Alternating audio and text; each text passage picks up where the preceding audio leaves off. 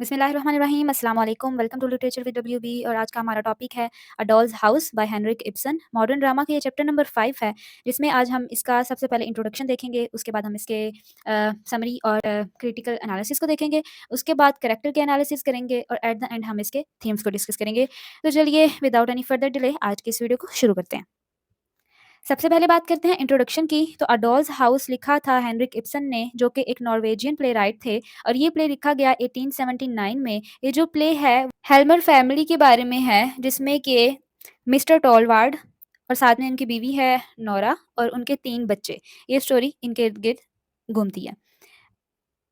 इस प्ले में इनकी एक ट्रबल्ड मैरिज को दिखाया जाता है, जिसमें कि जो नोरा जो उसकी वाइफ है, वो एट द एंड प्ले के लास्ट पे वो ये डिसाइड करती है कि वो अपनी फैमिली को छोड़ के चली जाएगी, ठीक है? और अपनी एक इंडिपेंडेंट लाइफ गुज़ारेगी, यानी कि वो इंडिपेंडेंट हो जाएगी। उसको अपनी एक आइडेंटिटी चाहिए होती है, तो वो कहती है कि मैं अब इस फैमिली को छोड़ के चली जाऊँगी। मज़ीद आगे इसके बारे में मज़ीद एलैबोरेट करेंगे, कंप्लीट समरी को पढ़ेंगे तो आपको इसकी चीज़ें समझ आ जाएगी। बट फिलहाल सिर्फ इसका इंट्रोडक्शन जो है वो समझ लें। उसके बाद इस एंडिंग के बाद बहुत ज़्यादा ये ना कंट्रोवर्शियल किस्म का एक सीन था, क्योंकि उस वक़्त ये कभी नहीं सोचा जा सकता था कि एक औरत जो है वो इंडिपेंडेंट हो सकती है, यहाँ पर वो अपनी फैमिली को छोड़ सकती है, अपने बच्चों को छोड़ सकती है। तो इसकी वजह से ये काफ़ी क्रिटिक्स ने इस पे बहुत ज़्यादा क्रिटिसाइज़ किया। इनफैक्ट ऑडियंस ने भी इस पे जो है वो काफ़ी ज़्यादा क्रिटिसाइज़ किया। तो इसलिए इसकी एक second ending I. Second ending उस वक़्त आती है जब पहली एंडिंग से ऑडियंस या फिर जो सोसाइटी है या फिर जो दूसरे क्रिटिक्स हैं वो खुश ना हों, तो उसके लिए सेकंड एंडिंग आती है। कि सेकंड एंडिंग है उसमें इन्होंने दोबारा से हेनरिक गिब्सन ने फिर ये बताया कि बाद में नोरा को रियलाइज़ हो जाता है कि उसके बच्चे और उसकी फैमिली जो है वो उसके लिए ज़्यादा इंपॉर्टेंट है। तो इसलिए एक औरत है, उसको एज़ अ मदर और एज़ अ वाइफ़ ही अपना रोल जो है वो सोसाइटी में प्ले करना होता है, तो इसलिए फिर वो वापस आ जाती है। लेकिन इसमें इस प्ले में ये हाइलाइट किया गया है कि नोरा को उसका जो हस्बैंड था, वो किस तरह से बहुत ज़्यादा अनफ़ेयर ट्रीट करता था। तो चलिए इसकी हम लोग समरी को और क्रिटिकल एनालिसिस को देखते हैं इसके बाद। अ डॉल्स हाउस जो कि हेनरिक इब्सन ने लिखा है, ये प्ले है एक औरत का जो कि जिसका नाम था नोरा। और प्ले के स्टार्ट पे हम लोगों को ये देखने के लिए मिलता है कि जो नोरा है वो काफ़ी हैप्पी और एक ओबीडिएंट वाइफ़ है, जो कि अपने हस्बैंड से बहुत प्यार करती है, अपने बच्चों से बहुत ज़्यादा प्यार करती है और उनको खुश रखने की हर मुमकिन कोशिश करती है। जब स्टोरी अनफ़ोल्ड होती है तो हम लोगों को मज़ीद चीज़ें देखने को मिलती हैं, जिसमें कि नोरा ने एक काफ़ी उसका बिग सीक्रेट जो कि उसने अपने हस्बैंड से छुपाया होता है, और वो ये क्या होता है कि उसने मनी जो है वो बोरो की होती है, ठीक है? बैंक से उसने लोन लिया होता है अपने हस्बैंड के नाम पे, और ये एक इल्लीगल प्रोसेस के थ्रू उसने लिया होता है, जिसकी वज़ह से ये एक रिस्की था, ठीक है? एक रिस्की था उसके हस्बैंड के लिए, लेकिन उसने अपने हस्बैंड को नहीं बताया हुआ था कि उसने लोन लिया हुआ है। उसने लोन इसलिए लिया था कि ताकि वो एक अच्छी ज़िंदगी गुज़ार सके अपने बच्चों के साथ और अपने फैमिली के साथ, अपने हस्बैंड के साथ। तो इसलिए उसने लोन ले लिया एक अच्छी ज़िंदगी गुज़ारने के लिए। जब प्ले आगे बढ़ता है तो इसका जो सीक्रेट है वो उसके सामने आ जाता है, उसके हस्बैंड के सामने। और उसको ये होता है कि वो उसको उसका हस्बैंड जो है वो समझेगा, उसको एप्रिशिएट करेगा, लेकिन बिल्कुल उसके उलट होता है, और जिसकी वज़ह से नोरा जो है वो बहुत ज़्यादा डिसअपॉइंट होती है कि मेरा शौहर मेरे साथ इस तरह का सलूक कर रहा है।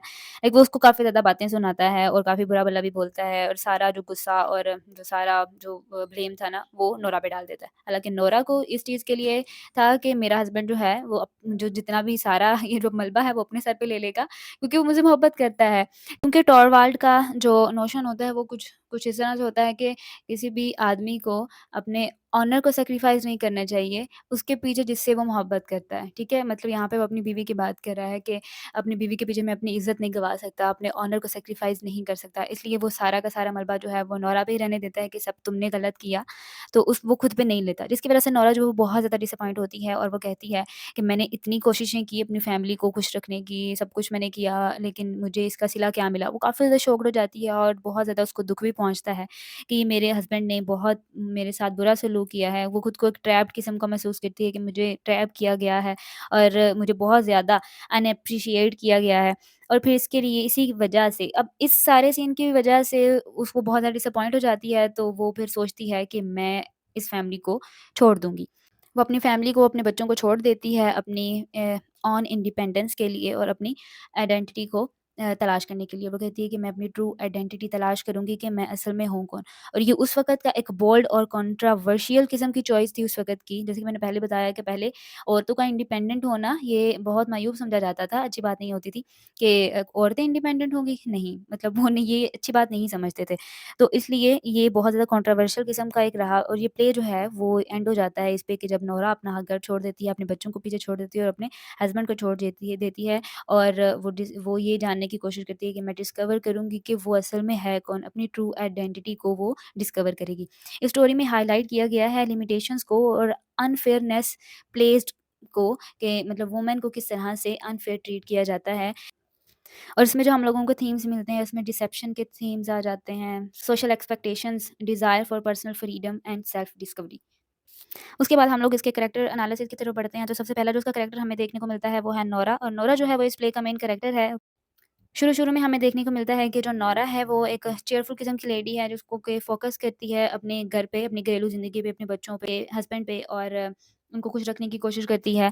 जबकि जब हम आगे बढ़ते हैं तो हमें पता चलता है कि ये वैसी नहीं थी जैसी दिखाई देती थी, क्योंकि इसने अपने लिमिटेड लाइफ़ एक्सपीरियंसेस की वजह से इसको बगावत पे उन्होंने उकसाया, और ये बगावत जो थी वो उसने अपने घर से ही शुरू की, और उसको उन्होंने मतलब इस बगावत ने उसको इतनी करेज दे दी कि वो अपनी इस मैरिज को ख़त्म करने तक पहुँच गई। उसके बाद टॉरवाल्ड हेल्मर है, ये नोरा का हस्बैंड है और ये एक कामयाब बैंक लॉयर है। लेकिन ये थोड़ा-सा एक स्ट्रेंज किस्म का इंसान था, जो कि म एक्ट करता था सिर्फ़ केयर करने का, और ये नोरा को बिल्कुल एक डॉल की तरह ट्रीट करता था। वो इसको अपने इक्वल बिल्कुल नहीं समझता था। ये एक ट्रेडिशनल किस्म का आदमी था जो कि अपने बच्चों के साथ ज़्यादा मोहब्बत भी शो नहीं करवाता था और उसको अपने सोशल स्टेटस की ज़्यादा फ़िक्र रहती थी। जब इसको ये नोरा के कर्ज़ के बारे में पता चला कि नोरा एक कर्ज़ ले चुकी है, तो वो बहुत ज़्यादा गुस्सा हुआ, और लेकिन बाद में फिर वो काम डाउन भी हो गया कि ये इसकी रेपुटेशन को ख़राब नहीं करेगी। लेकिन फिर भी इसकी जो ऑब्सेशन है वो नोरा के बारे में हम लोगों को उस वक़्त पता चलती है जब नोरा जो है वो घर छोड़ने का, अपनी उस फैमिली को छोड़ने का डिसीज़न लेती है। पहले तो वो उसको एक मैड कहता है, एक मैड चाइल्ड, लेकिन बाद में जब उसको पता चलता है कि ये सीरियस है, तो वो काफ़ी उदास हो जाता है, लेकिन फिर भी नोरा जो है, वो उसको छोड़ देती है। उसके बाद जो हमारे पास नेक्स्ट है, वो है डॉक्टर रैंक। डॉक्टर रैंक जो है, ये क्लोज़ फ्रेंड थे टॉरवाल्ड के, और ये हेल्मर फैमिली के क्लोज़ फ्रेंड थे और एक लाइकेबल कैरेक्टर थे, क्योंकि ये बिल्कुल भी ऑब्सेशंस नहीं रखते थे, जैसे कि बाकी कैरेक्टर्स जो थे देखे हमने स्टोरी में। जैसा कि उनकी ऑब्सेशंस थी, इनकी नहीं थी, तो इसलिए ये एक लाइकेबल कैरेक्टर थे। ये इस बारे में बिल्कुल भी केयर नहीं करते थे कि लोग जो हैं वो उनके बारे में क्या सोचते हैं, लेकिन वो एक सीरियस उनको एक सीरियस किस्म की बीमारी भी थी, लेकिन वो बिल्कुल भी नेगेटिविटी शो नहीं करवाते थे। नोरा को ये बिलीव था कि इनकी जो इलनेस है, जो बीमारी है, वो इनके फादर के लाइफ़स्टाइल की वज़ह से थी। डॉक्टर रैंक जो हैं वो जानते थे कि वो बहुत जल्दी मर जाएँगे अपनी इस बीमारी की वज़ह से, लेकिन उन्होंने टॉरवाल्ड से इसका ये सीक्रेट रखा, उसको अपसेटिंग से बचाने के लिए कि वो अपसेट हो जाएगा इनकी वज़ह से, तो इसने वो एक सीक्रेट ही रखा। उसके बाद जो नेक्स्ट कैरेक्टर है वो मिस्टर क्रॉक्सटेड, ये टॉरवाल्ड के ओल्ड फ्रेंड भी थे और कलीग भी थे, और ये सेम उसी बैंक में जॉब करते थे जहाँ पर टॉरवाल्ड जो था वो जॉब करता था, लेकिन उससे लोअर पोज़ीशन पे। ये इनका एक कॉम्प्लेक्स किस्म का कैरेक्टर दिखाया गया है।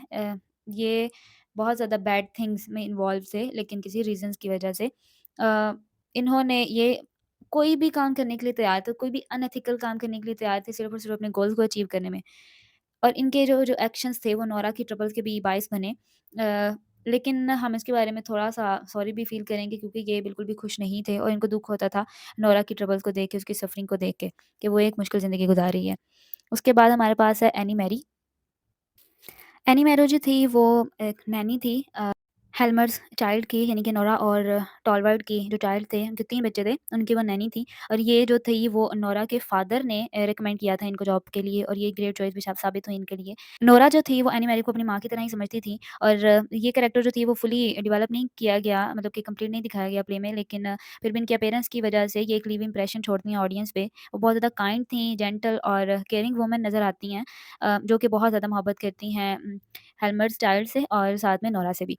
अब एनी मैरी जो हैं उन्होंने भी सैक्रिफाइस किया कि उन्होंने अपनी अपनी बेटी को छोड़ के ये वाली ऑफ़र को, इस जॉब ऑफ़र को कबूल किया जो कि नोरा के फ़ादर ने की थी, कि आके नोरा के बच्चों को सँभाले। तो उन्होंने अपनी बेटी को छोड़ दिया और इनके आके बच्चों को सँभालना शुरू कर दिया। नोरा की एक दोस्त थी मिस्टर लिंड, उनके साथ अपने गमों को शेयर किया करती थी। उसके बाद जो नेक्स्ट कैरेक्टर है वो है मिसेज़ लिंड। मिसेज़ लिंड जो है ये नोरा की चाइल्डहुड फ्रेंड थी और ये एक प्रैक्टिकल वुमन थी। और अपने लाइफ़ एक्सपीरियंसेस की वजह से बहुत ज़्यादा सेंसिबल नज़र आती थी। नोरा के कैरेक्टर से बहुत डिफरेंट कैरेक्टर था इनका और इनकी जो लाइफ़ थी वो काफ़ी डिफ़िकल्ट लाइफ़ थी। अगर नोरा के साथ कंट्रास्ट किया जाए तो इनकी लाइफ़ जो थी वो काफ़ी डिफ़िकल्ट थी।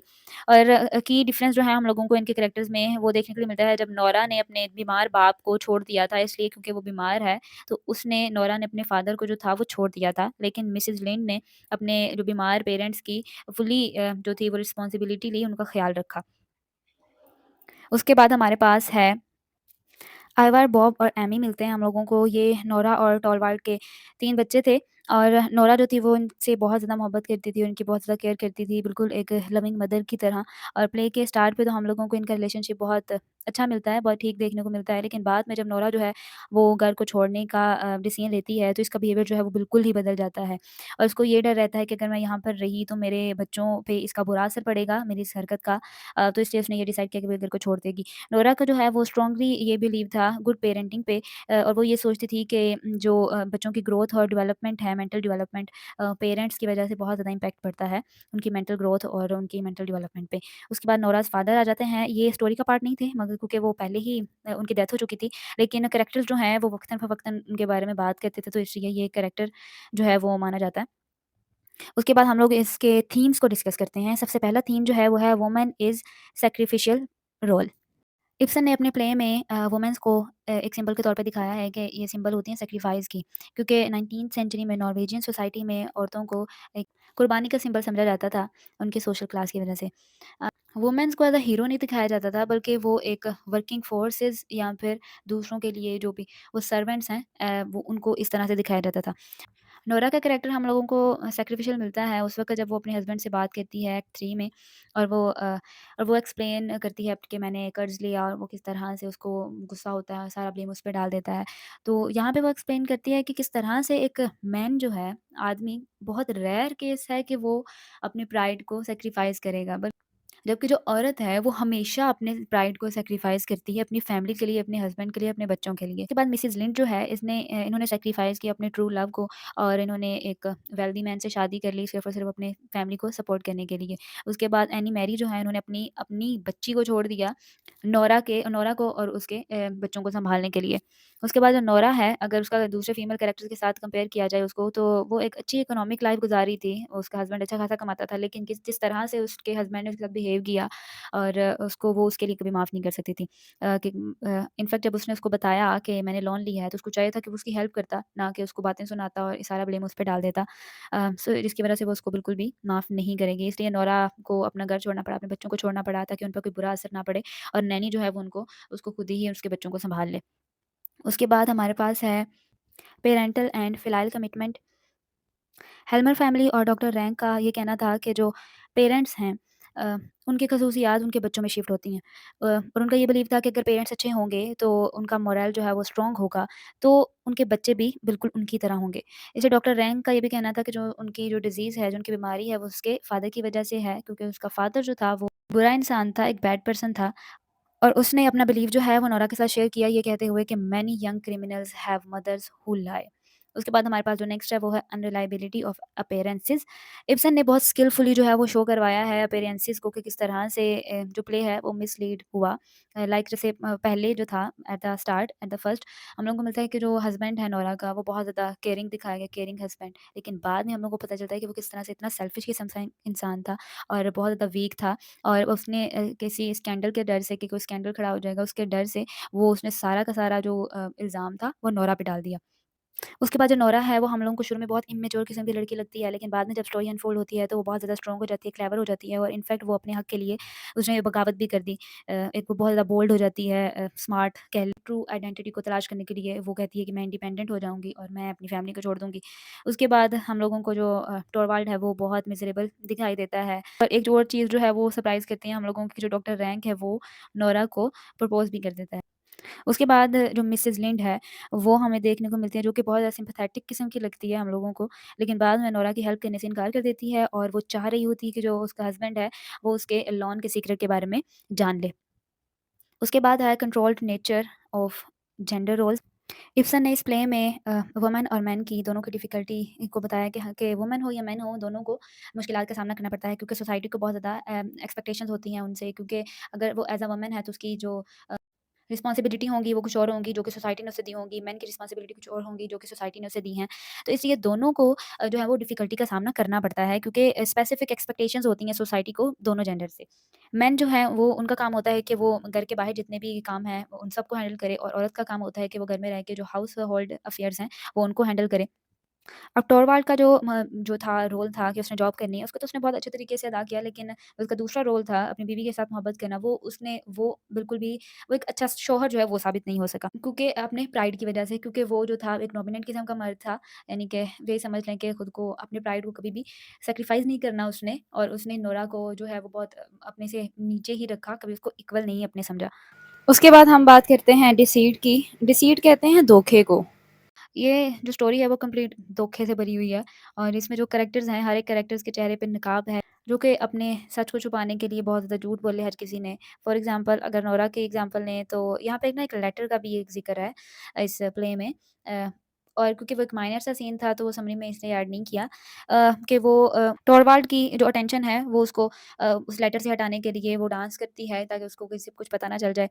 और जो टॉरवाल्ड है वो क्रॉक्सटेड का मज़ाक भी उड़ाता है, उसको ये कह के कि वो उसकी जो कितनी बहुत ज़्यादा बैड रेपुटेशन है, जो कि अपनी चालाकी की वज़ह से अपनी पनिशमेंट से भी काफ़ी टाइम में बचा हुआ है। डिसीट और हाइडिंग ट्रुथ जो है ये सेंट्रल थीम्स हैं इस प्ले के। तो ये थी आज की वीडियो, होप सो कि आपकी समझ आई होगी, समरी की अच्छी तरह समझ आई होगी, कैरेक्टर एनालिसिस हो गया, थीम्स हो गया। पेपर में इसके लिए जो क्वेश्चन आया हुआ है वो इस तरह से कि जो हेनरिक इब्सन का जो डॉल्स हाउस है, उसमें लिबरलिज़्म को प्रमोट किया हुआ है, तो आप अपनी राय दें उस तो आप उसमें इस किस्म के बारे में लिख सकते हैं, उसके हस्बैंड के बैड बिहेवियर के बारे में लिख सकते हैं, जिसकी वजह से उसने ये स्टेप उठाया। तो ये इस तरह का क्वेश्चन जो है पेपर में आया हुआ है। तो फिर इंशाल्लाह मिलते हैं फिर नेक्स्ट वाली वीडियो में, तब तक अपना ख्याल रखिएगा। अल्लाह हाफ़िज़।